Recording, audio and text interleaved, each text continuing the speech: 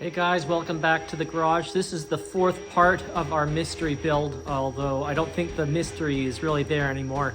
I've had a couple comments that are getting pretty darn close as to what we're trying to do. I think some of you have touched on what we're building, but nobody's mentioned anything about why we're doing it, what we're going to use it for. So if you think you know why we're building this project, go ahead, put it in the comments below, and let's see how close you guys can get. Because in just a couple weeks, we are going to be going for a full test run with this machine. Well, today's order of business is to take a bunch of pipes that we have and use this machine here. This is a power pipe threader, and we have a whole bunch of 1-inch Schedule 40 pipe that we need to cut threads on either end so that we can actually screw them together, use for our mystery machine. The reason I went with the power pipe threader is just because using a manual one, it's going to take forever. I think this is going to be a lot faster. It's going to do a lot better quality threading. I did a little test with a manual ratcheting one, and it didn't cut the taper properly, which was a little disappointing. So found this guy, 1-day rental, $40 plus tax. So I don't think you can turn that down, particularly that it's going to make our life a lot easier in getting all of this done. This is the ratcheting pipe threader kit that I had purchased. It was on sale at good old Princess Auto for about 60 bucks, and I thought I'd give it a try and see how well it does, and it doesn't do great at all. The problem is that when you are trying to thread the pipe, first of all, it takes forever to get a nice thread all the way down the length there. The other problem is that when you're done threading, it doesn't have the correct taper on it, so that when you start to thread a coupling on there or any other kind of fitting, it makes it maybe 1 or 2 threads, and then it starts to really bind up. And when you compare it to like a proper taper cut, if you use like a factory piece of factory cut thread, it works fine. By using that rigid power threader, the end's a little dirty here, but by using that rigid power threader, you can get a coupling to thread on a good 4 or 5 turns by hand to get it fully seated, and then you can really tighten it down. So you know that you've got a good purchase on the threads inside of the coupling, how a real NPT fitting is supposed to engage. So we're going to go ahead and get started on threading all those pipes, and I don't think it's going to take too long. That machine should make short work of it.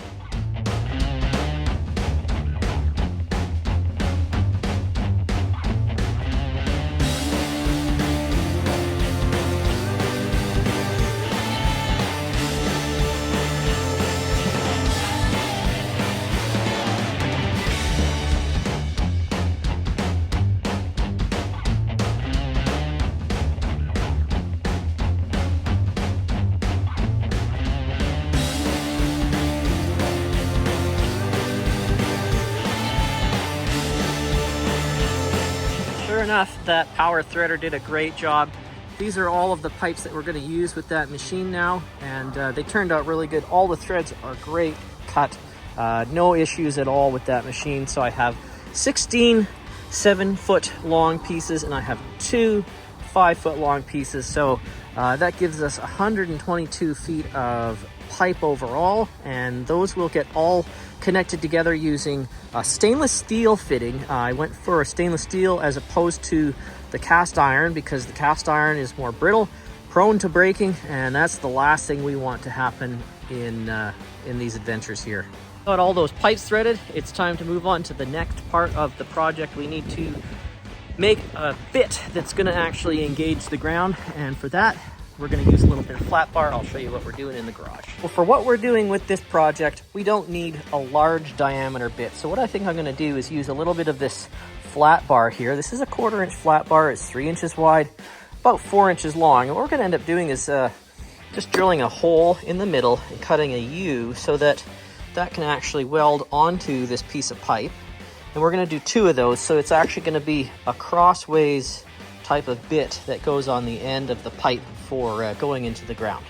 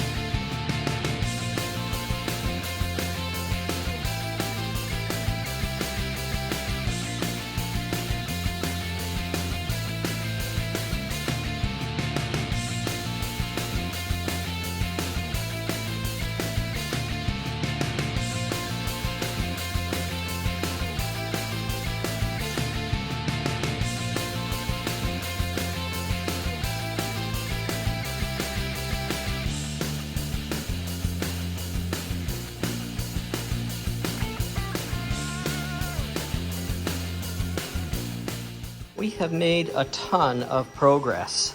So far, we have our winch mounted, we have our traveler mounted with the U-shaped bearings, our drive motor is in place, we have our Lovejoy coupling, we have our swivel unit, it is ready to go. We've got a pressure gauge that'll tell us up to 60 psi. That's going to be useful just to tell us how our pump is operating and how much head we're actually working against. We've got our couplings all installed here, so basically this part of the whole rig is done. And what I've also done, just to make things a little bit easier here, is I attached a hitch coupler. This is off another older implement, and that should just make things a little bit easier for moving this around. It's not a lot, but it just gets a little bit awkward having to carry this around, so having that is a major bonus. So I'm going to say this is pretty much ready to go. What I do need to do is work on the electronics for the motor drive. That is just going to be an off-the-shelf 0 to 100 volts DC motor controller, and it's just a matter of wiring that up, so that won't be too much work. But like I said, overall, this is pretty much ready to go. All right, guys, well, that's all I have for this video. I hope you really enjoyed it. If you have, be sure to like and subscribe so that you don't miss out on the next one that's up and coming next week or so. We are going to be putting our machine to use. I might as well just tell you what it is. It's a boring machine. We're going to put it to use. We are going to be boring down to hopefully 120 feet below the surface, and fingers crossed everything goes great. So stay tuned. We'll see you next time. Thanks for watching.